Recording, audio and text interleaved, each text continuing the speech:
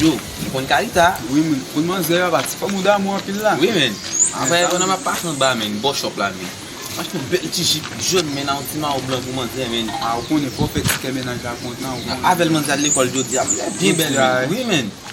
Ah, ou kon e. Fò Fò fè fè ke ti menaj a, la men. kont nan apil. Ça te dit là? Koze. Ah, men se nan baz ben. Ah, nèg posé. Fè fò ke nel. C'est ça qu'on est tout passé là.